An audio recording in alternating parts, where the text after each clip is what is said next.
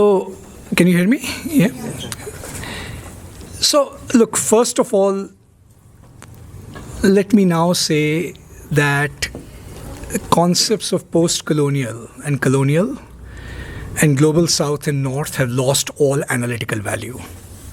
Okay?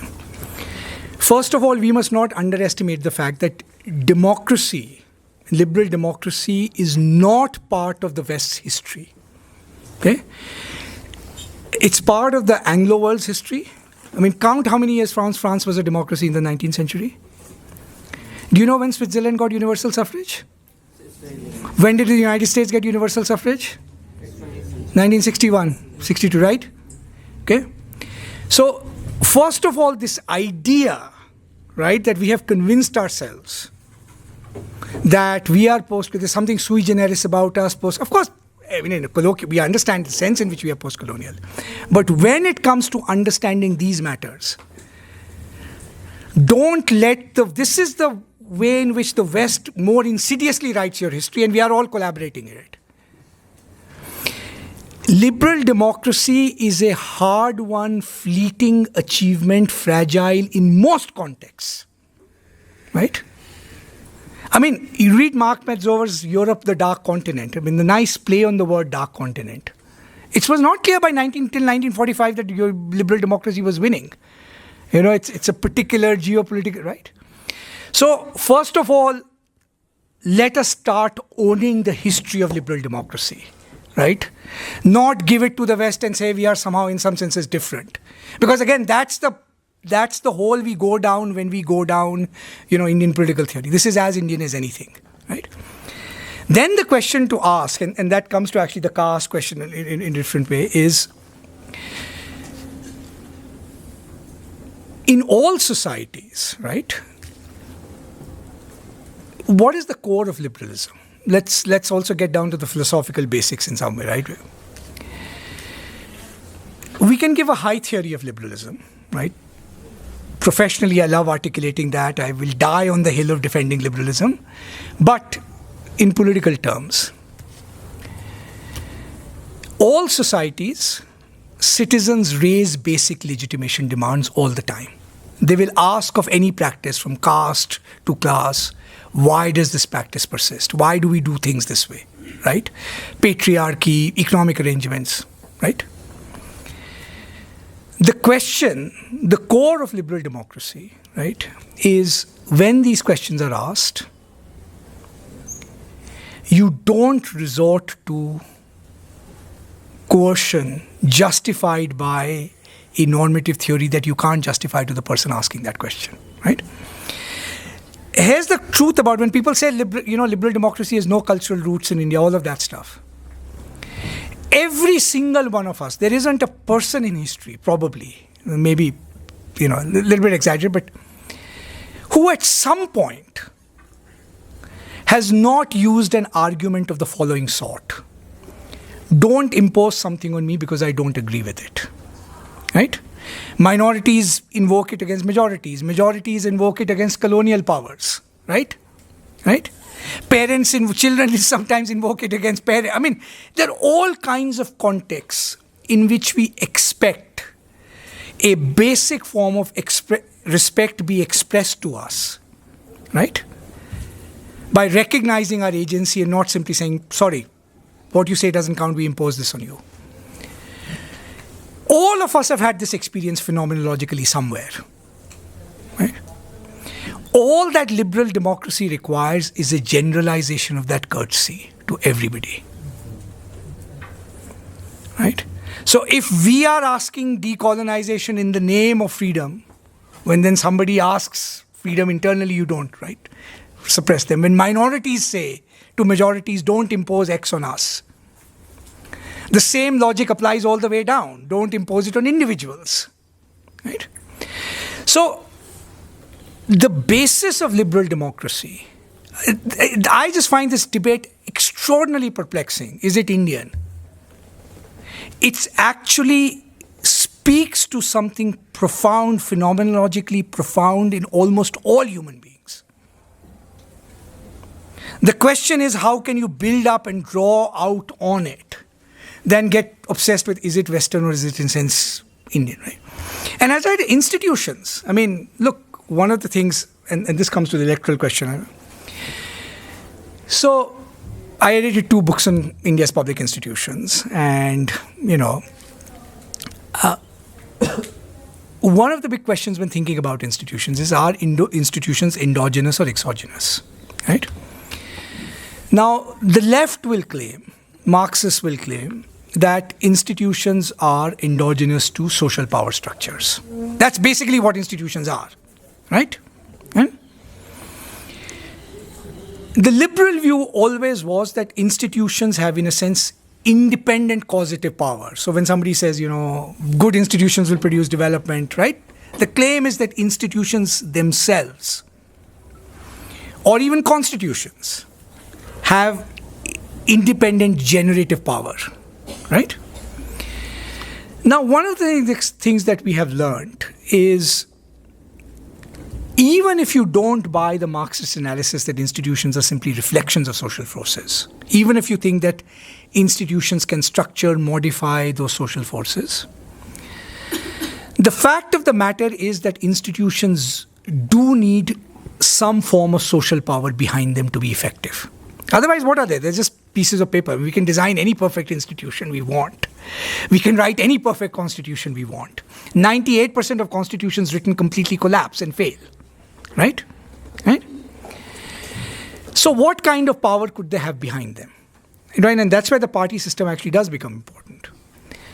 So the older concept of institutions prior to the 18th century was institutions just represent social power. Right?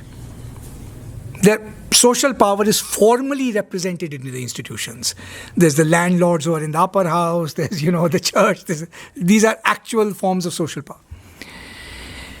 In modern politics, the only form of power that is, in the end, most powerful is the generative power of political activity in politics and mobilization, right? And the question, and why I raise the question of partisanship, is, in a sense, is that the only way institutions can be sustained is if the principal forms of the mobilization of political power actually have allegiance and faith in those institutions. That's frankly the only way that they can, in a sense, be sustained, right? I mean, if they don't, they can't. What other power do they have, right? Now, the other thing we are discovering, this is the electoral systems thing, I haven't forgotten the caste question, which is very important, is, let's say your institutions work, right? In their own terms, they work.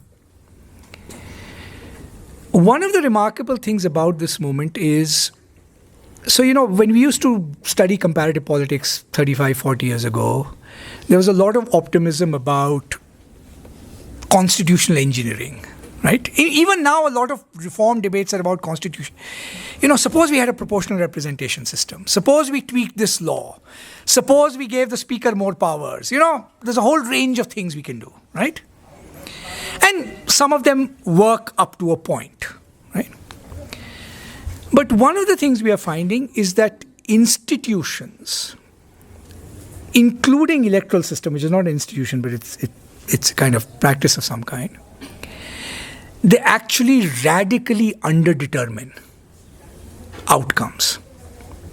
So if somebody says a proportional representation system or a first past the post system, which is better, the honest answer is there is no way on answering that question. Because in part, the form of political activity that we engage in is endogenous to that system, right? What kind of judiciary is best, preserves democracy, right? Very independent, self-appointing ones, or ones that are controlled where legislature has more role. Radically underdetermines it, right? So institutions can do work only up to a point. They're not a substitute for the actual activity of politics. And the reason I'm a little bit skeptical of the electoral reform story is precisely that, which is a lot of the, I understand some of the critiques of the first past, but I can also defend the first past the post system, right? I actually think intellectually and conceptually, the first past the post system was a remarkable achievement. Why? Right? So do you know why in a first past the post system, or even in many proportional systems, constituencies were territorially organized? You can organize constituencies lots of different ways, right? You can say all people of a particular caste are a constituency, and proportion. Because of the direct contact between the representative and the... So that's one. You need sizable. But the other normative story, right, was that the territorial division was actually a proxy. I mean, those days you didn't have sophisticated computers and statistics. Was a proxy for a random sample of society. That most territorial constituencies will have rich people, will have poor people. I mean, some may be richer than others, but broadly speaking, right? And a form of electioneering that forces representatives to talk to everybody. Because you actually don't know who's going to be useful for you 5 years from now, right? By the way, the very thing that we think is a disadvantage of the first past the post system, right? People win with 30% of the vote. Think of the flip side of it. Even people with 5% vote in a constituency can sometimes exercise immense power which they never would have been able to otherwise exercise in any other electoral system, right? So the dynamics of any electoral system, you have to game the dynamics out. It's not just the mathematical formula, right? And it turns out that the dynamics of these electoral systems are actually much more complicated. In fact, countries that Israel introduced electoral reform, it was a disaster, right? New Zealand introduced electoral reform. I'm not saying we shouldn't go for electoral reform, but there may be other kinds of lower hanging fruit, right? Now, the question about caste and caste, you had another question, I'll come to it. The question about caste and class, which is absolutely central, I mean, in some ways, right? And it's, again, the most profound truth cliche about Indian democracy, the contradiction, in a sense, between its aspiration to equality and the profound indignities it produces.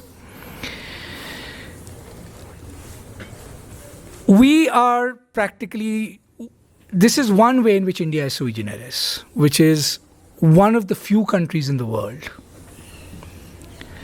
that said we are going to have a political democracy and a political revolution before a social revolution. Almost no other country in the world, right? The communists, wherever they came to power, kind of smashed the socialists, they smashed everything up, right? You kind of almost started tabula rasa in some ways, right? Okay. And to that extent, India is an extraordinary experiment, right? Now, one of the frustrations with the Indian experiment is, does the system of political democracy and political representation actually become a conduit for slowing down the social revolution? Elites sign on to it because they realize this is actually not going to displace them from power, right? Now, the question you have to ask is this an inherent feature of liberal democracy?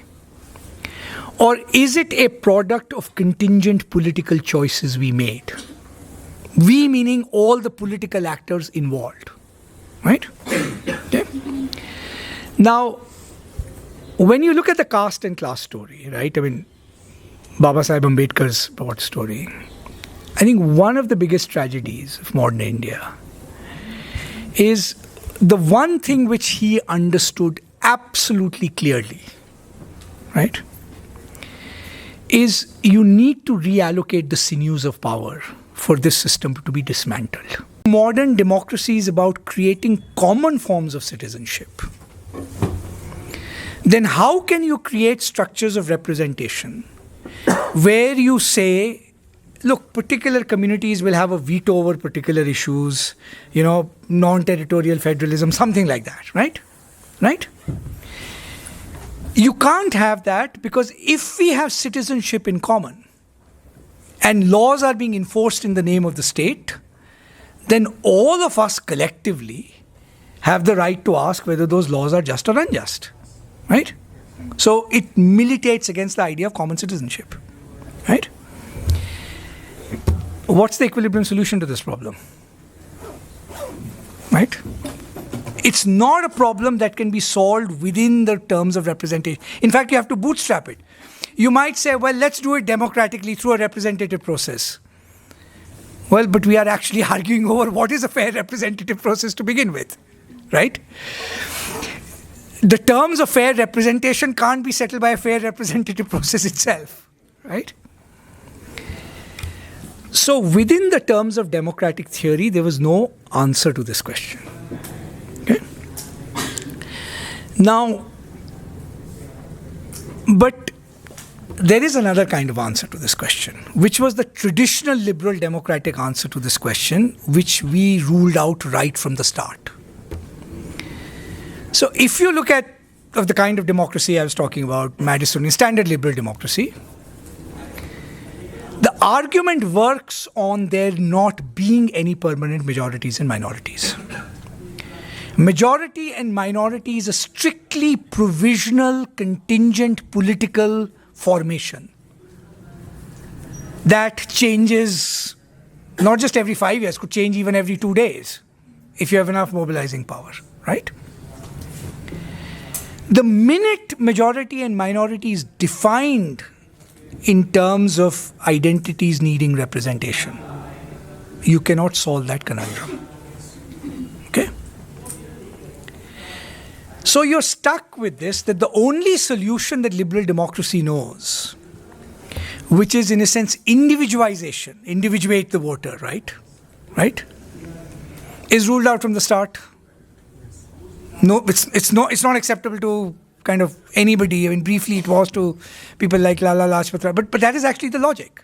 That's the sense in which identity actually comes in the way of political coalition formation, which is the true meaning of the word free politics, is the ability to generate coalitions contingently by addressing your fellow citizens, right?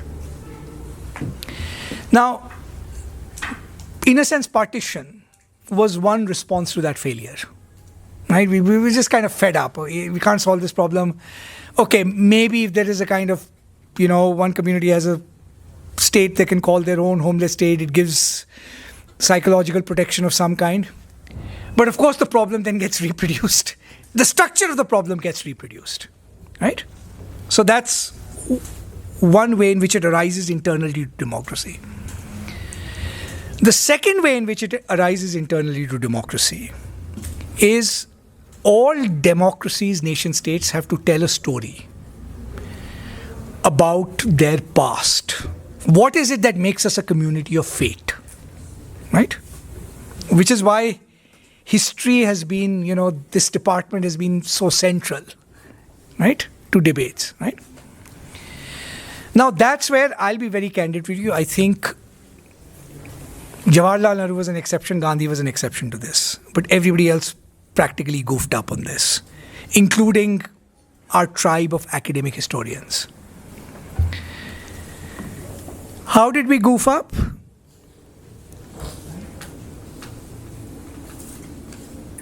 We basically said that the viability of this democratic project depends on getting a story of the past right.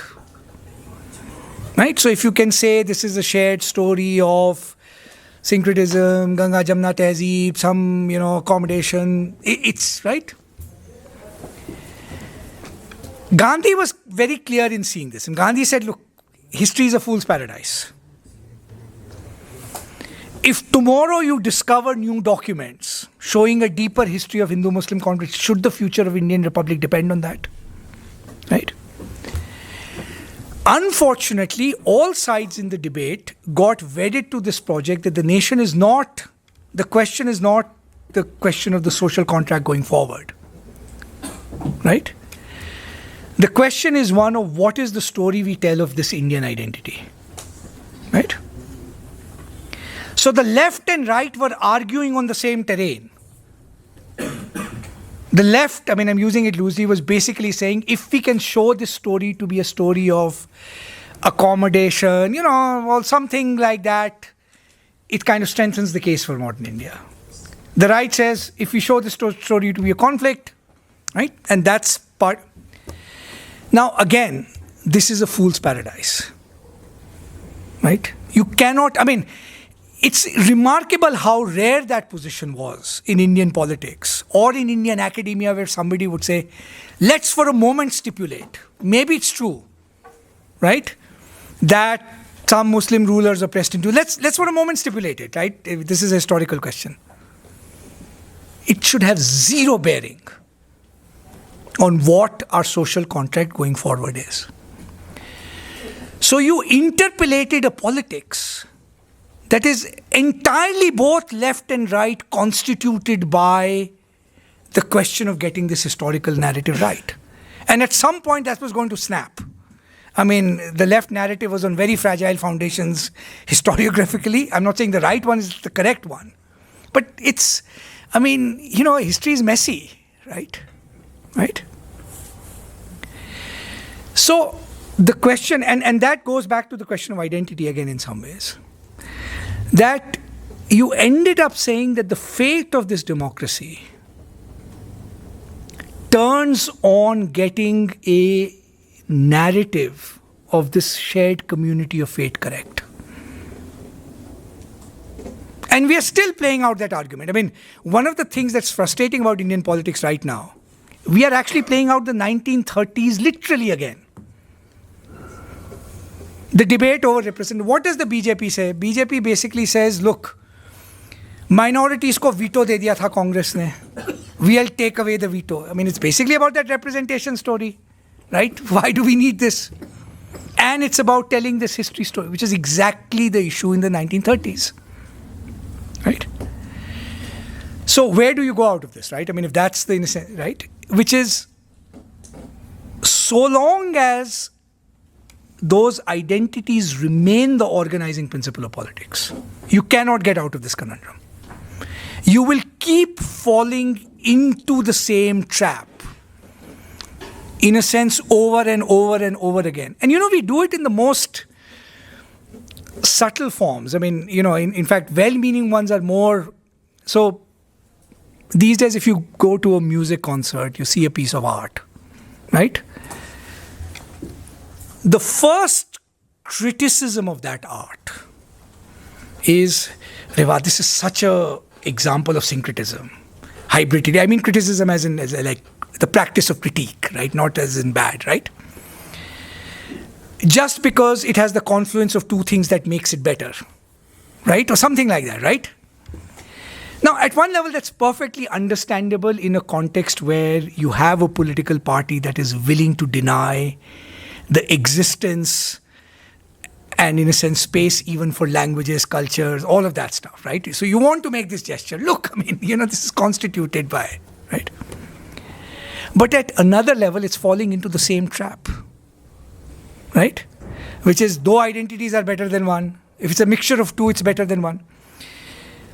And it takes you away from that point of transcendence and cognitive content, right? You know, Dara Shiko's Majma'ul Bahrain, right? The great thing about that text is not that this is a dialogue between Hindus and Muslims and he'll say, can we use the Upanishads to interpret the Quran? I mean, he's not into identity politics. What he's interested in is the philosophical question, right? Of the nature and identity of the self, and he's willing to go wherever that is, right? So, think of the canons of criticism, historiography, everything we've created, right, is not focused on it gets trapped in that identity, right? So, which is why, I mean, if you're thinking of an alternative politics, right, I mean, think of so long as we keep structuring politics around this question, some will do it in very malign ways, some will be very well-meaning, you will actually end up in the same cul-de-sac. Right? Three last questions, I think. Okay. One. Abhinav and Sachin. That's all. I think we're booking till 6. We have time till 7:30. Oh, That's fine. Sir, you often warn against the moral language conceding raw power. How can India craft a geopolitical philosophy that is honest about power yet not cynical? Good. Sir, you have discussed about the various political thought of like African political thought, Chinese political thought. So, does you really think that ki Indian political theory reflect the Indian experience like Western political theory reflect Western experience? If does not, then what is the vantage point to create Indian political theory from Indian experience? Yeah. Abhinav? Professor Mehta, thank you for this insightful talk. While briefly talking about the philosophical basis of liberalism, you talked about something interesting, that it's not about individual rights or something. It's about asking the question of legitimacy and whether the state provides that legitimacy. In that context, I wanted to ask you, how do you see the question of individualism? Because India is anything but individualistic, right? It's a hierarchical, collectivist society. But in the Western world, and you also rightly question the idea that, we don't need to necessarily connect the idea of liberal democracy to the idea of Western world, because again, the things that we normally associate with the liberal democracy came very much late in the Western world as well. So, how do you see the question of individualism in a context when we talk about the question of legitimacy? Okay. So let me, in a sense, begin in reverse order. So, again, first of all, I would disagree with the characterization or caution you against. I mean, it's more complicated. The West is individualistic, we are more collectivistic, right? We exhibit individualism and collectivism in different aspects of a social life. Let's not forget, modern Western individualism, right, also produced the most potent form of collectivism, namely nationalism, right?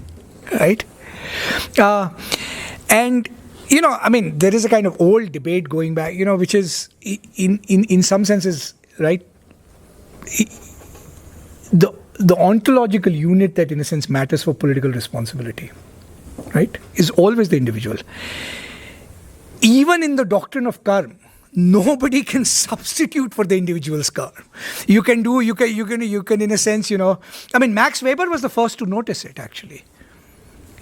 For all the thing, which is actually that there's kind of radical individualism in that theology and characterization, right? You can penance, you can atone, you can, pay some priest to do stuff for you, but you cannot, as a kind of individual locus of action, escape that, right? So theologically, philosophically, socially, individualism can get manifest in very different ways. We can be collectivist in some aspect, right?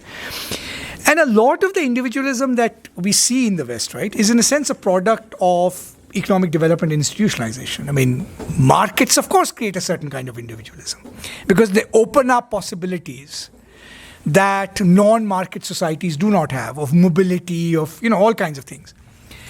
So I actually find increasingly the kind of the contrast that, we are individualistic, they are collectivistic. I think one has to take it kind of cautious, right? Now, the point about individualism in moral terms, in terms of kind of political legitimacy, which is, what is the basic unit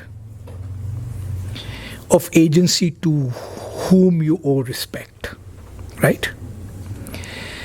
Now, the form of collectivism that is insidious is one that denies the individual that. So, let's say there's a minority community X, that says to the majority, you cannot impose your way of life upon us. We don't consent to it.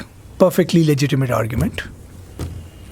But of course, there are individuals within that community also saying that what you think of this community way of life must not be imposed on us. Right?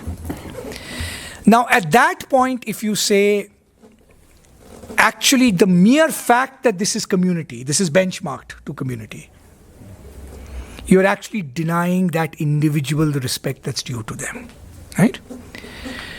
So, moral individualism is, I do think, the core of liberalism. But by the way, I think moral individualism is actually, I think, the core of any Indian ethical theory that you can think of.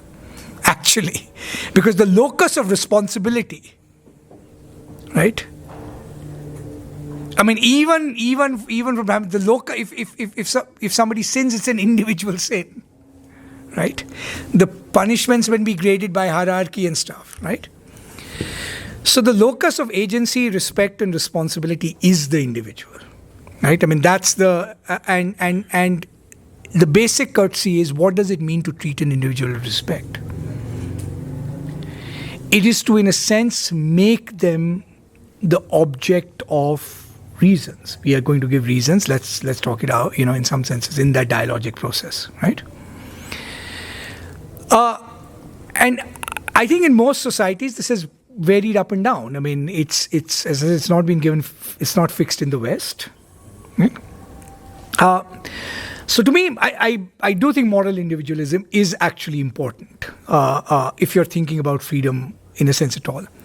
There's another maybe deeper metaphysical reason about it, which is community identities, right? Again, they matter, they're important. But community identities are also a vicarious form of living, right? I mean, one of the remarkable things about attractions of nationalism, right? Nationalism is the single biggest competitor to religion, right? Even though we speak of religious nationalism, nationalism always colonizes religion, which is what Hindutva is doing to Hinduism, right? The two attractions of nationalism are, like religion, it's the only ideology that can consecrate death. No other ideology can consecrate death in the way nationalism and religion can done, right? Which is sacrifice, immortality. It's one thing common. The only two ideologies that can consecrate death. Otherwise, death is actually a private affair in some ways, right? That's one, which is why they're competitors. The second sense in which they're competitors is psychologically they appeal to a form of vicarious living, right? Why is Virat Kohli's six so thrilling to me? मैंने लगाया क्या छक्का, right? Right? They can elevate us through that vicarious identification, right? I mean, it's extraordinarily powerful in that way, right? Which is why these two have, unlike liberty and equality, they can't, whatever liberty and equality they can't vicariously elevate you in the way, in a sense, these ideologies do, right? And sure, it's okay to succumb to that attraction. But in succumbing to that attraction, you are also dispossessing yourself of that agency, right? If Virat Kohli is your batsman, is you, right? You are, in a sense, not the doer, right? So if you want to resist these ideologies, you in a sense always have to say, look, the kind of agency they are producing, collectivism, is at best a vicarious form of agency. They give you that simulacrum of agency by producing this identification, right? I am you. I mean, that's what the leader says, right? I stand in for the community. You are me. My action is your action, right? So some degree of individualism, which is a locus, in a sense, on the concrete individual, is actually, in a sense, quite central to it. And that comes to the kind of the Indian political theory point, right? Which is, if all that I've been saying is that, let's not begin with this question of what's Indian, what's not Indian. What is the problem in your experience that requires addressing? Many of you have articulated the collective problems, right? You see social injustice, you see caste oppression, right? What are the terms of our social contract that can help resolve it? The question of whether it's Indian or not is neither here nor there. In fact, the only authentic Indian political theory is when you start listening to all Indians seriously, right? There is no Indian political theory I will also say something more, which is, look, our tradition is extraordinary in many ways. I mean, our philosophical tradition is extraordinary. I mean, in philosophical terms. But I also do think political theory, as we understand, it's not its strong point. I mean, we can always trot out a bit of Kautilya here, and we can always trot out the realist question, right? Why is it not a strong point? Modern political theory has a very specific context. And the specific context is that modern political theory operates on an egalitarian plateau. We are all agents, right? That's why even North Korea has to call itself People's Republic of Korea, right? Right? Now, the two possibilities inherent in the modern world is one is that egalitarian plateau. And the other thing, as I said, is political theory arises where you are partly asking the question, what is the form of collective society we are going to make for ourselves? Now, I'm caricaturing Indian political theory a bit, but most of the tradition of Indian political theory, so there's some amazing stuff about kingship, the virtues of kings, all of that, amazing stuff, right? There's incredible metaphysical stuff. But until the 19th century, the idea that you can remake the terms of your collective social existence is actually not central to that political, right? The function of political order in some cases was to preserve caste hierarchy. So there is a society that exists outside of politics, whose function it is for politics to serve, not to reconstitute the terms. But even if it's not caste society, even if it's village republic, right, if you want to take, there's already a pre-constituted social outside of the realm of politics, which this politics serves. No modern political theory can start with that assumption, right? So you can get lots of, I think, for example, the question of violence and non-violence, the two central achievements of Indian political theory, as far as I'm concerned. One is the question of violence and non-violence, which you raised. There's very few philosophical traditions which have agonized about this question as deeply and as pervasively, right? The second is the question of consciousness, right? In a sense, what is it to be a human? What is the mystery of consciousness? But these don't easily translate, in a sense, into political theory as we understand it, right? And there's no shame in admitting it. I don't see why. On the one hand, we should say we shouldn't ape the West, right? Why should every tradition of thought have asked exactly the same questions and been an answer to the same questions, right? So, yes, we have to understand the Indian context very deeply, which means listening to every Indian, right? But if we keep searching, every decade, you pick up any journal of India in the 1970s, for an Indian political theory. Ask why those projects failed. The last time there was a kind of great project, and I think our independence has something to do with, right, which is pre-independence and national movement, there was this hope that India has something morally distinctive to offer to the world.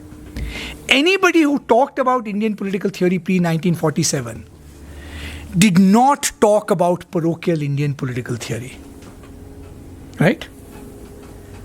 They actually said, if political theory is to mean anything, by its very logic, it must be a human good. It's also this narrowing of horizons. If we can claim Plato, Locke and Rousseau, why shouldn't the rest of the world claim Mahabharata or Kautilya or, Ambedkar? The minute we say Indian, we are saying their horizons are limited to this geography, right? So, this obsession with Indian political theory is a disaster. Whether it's Vivekanand, whether it's Aurobindo in that strain of political thought, whether it's Radhakrishnan, whether it's the Indian left, pre-1947, nobody obsessed about the Indian political theory part of it. what will redeem the claim of Indian political theory is not that it's Indian. It will simply be that it has something to offer that people find attractive as an answer to the questions they're asking. Right? The reason Western political theory is important to us, not because the West imposed us, we are borrowing. I think it underestimates the innovation we have done. It's because it arose in a context that we actually share. This problem I articulated about the fragmentation of modern experience. And by the way, if you want to excavate the genealogy of it, Max Weber says India is the place that should be the first to recognize it, because it actually recognizes the ethical autonomy of each of these spheres. These logics cannot be reconciled. The logic of ethics, knowledge, power, you have to, in a sense, manage them. Right? I have a question. So, just like you, जैसे आपने कहा कि 1930 के question को हम लोग repeat कर रहे हैं अगेन, जब हम 2030 के करीब हैं, question of identity, the question of representation. अगर हम देखते हैं कि 1920 में जिस तरह से it is type part of Gandhi appeasement politics, Khilafat, politics of Khilafat. Again in 1984 Shayara Bano judgement 1985. हाँ, तो उसमें देख रहे हैं कि कैसे दोनों में सिमिलैरिटीज़ है, दोनों ट्रेंड में. उसके बाद एक राइट विंग का राइज उस टाइम पे जिस तरह से सावरकर का राइज होता है, सेम थिंग 1985 के बाद हम लोग देख रहे हैं इंडिया में. तो ये जो दोनों कॉन्टेक्स्ट है, और हम 1930 तक आते आते जिन्ना का जो टर्म देख रहे हैं आफ्टर 1930 आते आते, और वही 1946 आते आते एक जिन्ना डायरेक्ट एक्शन डे बन जाता है. तो क्या मतलब अगर इंडिया जिस तरह से 1984 के बाद जो टर्न लिया है, अगर एक हिंदुत्व एक्शन डे की तरफ जाएगा, तो आज के समय में ना गांधी है ना नेहरू है. और नेहरू उस समय उस स्टेट स्ट्रक्चर के पार्ट थे. आज स्टेट स्ट्रक्चर के पार्ट और स्टेट स्ट्रक्चर के इनके कंट्रोल में है, वो हम उस चीज़ को समझ रहे हैं. तो आज के इस दौर में हम लोग अगर एक ऐसा हिंदुत्व एक्शन डे क्रिएट होता है, तो उसको कैसे कंट्रोल कर पाएंगे? देखिए, आपने बहुत गहरा सवाल पूछा है, और you want to add to this? This more or less corresponds with what I was saying. So the question is that, well, basically I'm not an advocate of what I'm saying, but then it could be asked, being a devil's advocate, the question is that, if we try to locate the pedigree of the fringe over nationalism that we're experiencing right now, could we locate it within the failure of secularism, because a lot of focus on individualism and a lot of focus on institutions and legality. It just assumes that there's a kind of autonomy and insolution that you could have of these concepts and institutions from the culture. Whereas what happened eventually in the culture was that culture was taking, it was getting polarized, where the institutions could not reflect it. So eventually what happened is that you had a cunning of the reason. Eventually, the ground was prepared so that you will have an eventual takeover of the institutions, legality, constitution by the culture. So now you don't have people decrying the constitution. Basically use the constitution for to suppress minorities or to forge their right-wing projects. No, good. So ये दोनों सवाल जुड़े हुए हैं. देखिए, एक जो मैंने कहा ना कि हमको अपनी परिस्थितियों में सोचना पड़ेगा, और एक जब हम इतिहास पढ़े ना, एक इट्स लाइक अ प्ली. एक हमारी आदत हो गई टू एक्ट एज जज एंड एग्जीक्यूशनर, राइट? गांधी सही, जिन्ना गलत, नेहरू सही, अंबेडकर सही. आप सोचिए ज़रा 1920 में खड़े होइए जाके, राइट? 1920 के आप हम अपनी परिस्थिति देख लें. हम में से किसको पता है अगले 10 साल दुनिया कैसी होगी? ठीक है, उस दौरान हम कुछ प्रयोग करते हैं, चलिए ये चला के देखते हैं, बीजेपी को हराने के लिए नहीं चला. 1917, 1918, 1920 के जो हालात थे, एंड आपने बिल्कुल सही कहा, खिलाफत is a turning point, right? उसको मान लिया गया. ये क्या है कि आप एक तरफ तो आधुनिकता की बात कर रहे हैं, मॉडर्न फॉर्म्स की पॉलिटिक्स की बात कर रहे हैं. गांधी के दिमाग में कुछ और था. गांधी के दिमाग में ये जो सवाल था कि एक ऐसी राजनीति पैदा हो जाए, and that was the Gandhian point in a way, you are absolutely right, कि ये जो संस्थाओं से और इनसे कुछ नहीं होगा, तो सब आर्टिफिशियल है, ये तो सब कृत्रिम है। एक ऐसी राजनीति पैदा हो जाए कि सब व्यक्तियों में, सब समुदायों में इस तरह का परस्पर आश्वासन हो कि बोला आई कंप्लीटली ट्रस्ट यू, कि गांधी की जो एक बार में जो गांधी जी सही थे, एक जो सोच उनकी सही थी कि अगर परस्पर विश्वास नहीं होगा तो हम किसी चीज़ के बारे में बात नहीं कर सकते। विश्वास श्रद्धा ही आधार है, श्रद्धा नहीं है तो आप कुछ भी विवाद कर लें, कुछ नहीं होगा। खिलाफत में उन्होंने क्या देखा, और जो उनकी आलोचना हुई, उन्होंने ये देखा कि my colleague Uday Mehta has a wonderful piece on this, कि ऐसे अनकंडीशनल जेस्चर्स हों सबकी तरफ से कि जहाँ कि, and he was right about this, कि विश्वास प्रिज्यूम ही किया जा सकता है, उसको अगर आप आर्ग्यू करने की कोशिश करेंगे तो आप खुद ही यू विल कन्विंस योरसेल्फ कि विश्वास नहीं। So for him, he is not an admirer of the Khilafat, he's certainly not advocating the, but it's this unconditional gesture of friendship. And his hope was कि हिंदुस्तान में सब कोई ऐसे unconditional gestures करने लगे, कि वो एक ऐसी विश्वास की नींव बन गई कि देखिए हमारे जो भेदभाव हैं, ये जो हम चर्चा वाद विवाद करते रहते हैं, ये तो एक हैप्पी फिनोमेना। वो सफल नहीं हुआ, वो विफल, और गांधी नेहरू हर तरह से इस बात में अपने आप को विफल मानते थे। Lead the last pages of discovery of India, there's no more agonized self-criticism than Nehru's. He says we have no idea what we were doing. Right? ये दूसरे में भी होता है, अंबेडकर के क्रिटिसिज्म में, अरे राइट्स होगा, Ambedkar negotiated the British. If you're working for the emancipation, how do you know ex ante what tactical and optional things work or not? Right? So ये बिल्कुल सही कहा, एंड उसके बाद बहुत गलतियाँ, जब मिनिस्ट्रीज आई 1935 में, जिन्ना ने एक तरह से 1947 में उस राजनीति की विफलता घोषित कर दी, और जिन्होंने वो राजनीति की थी वो मानते थे सब।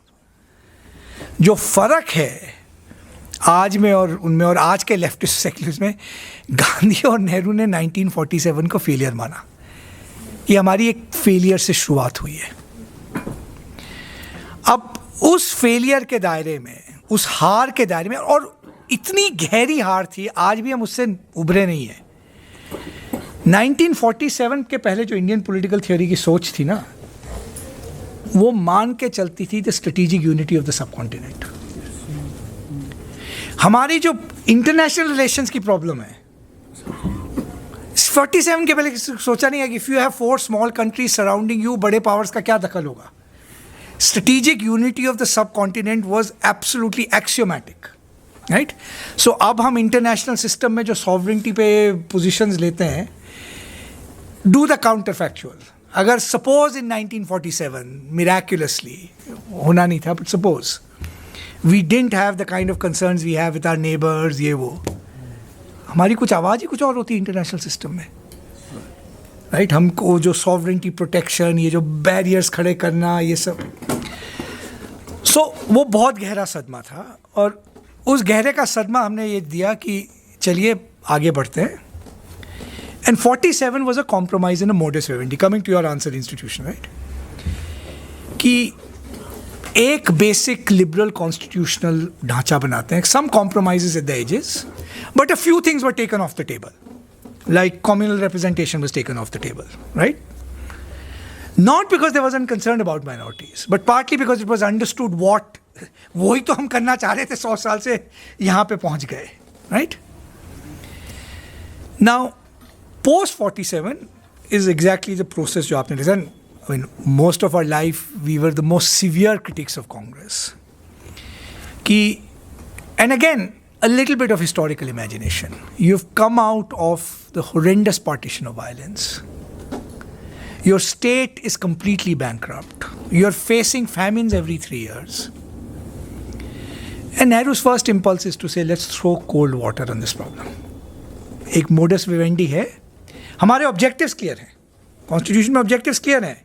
It is to emancipate the individual. But हम सलाह मशवरा से करेंगे, थोड़ा ग्राउंड प्रिपेयर करेंगे. वो काम कांग्रेस पार्टी ने छोड़ दिया 1950s के बाद.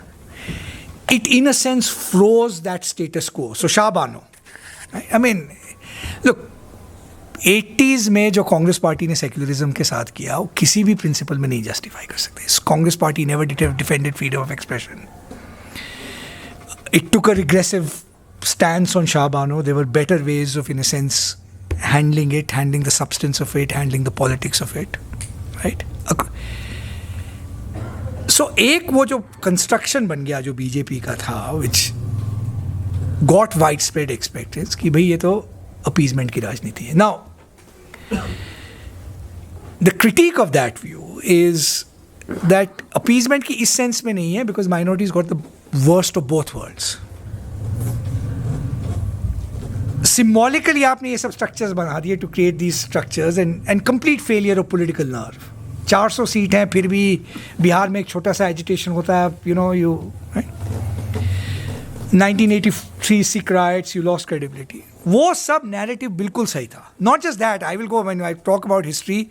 ये जो history के विवाद हुए emergency के दौरान CPI और इंदिरा गांधी ने जो pact किया Indian history departments, history textbooks को एक तरह से करने का, it was a disaster for academic life in India, right?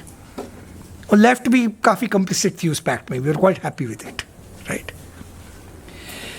So ये जो एक प्रक्रिया बनी है उससे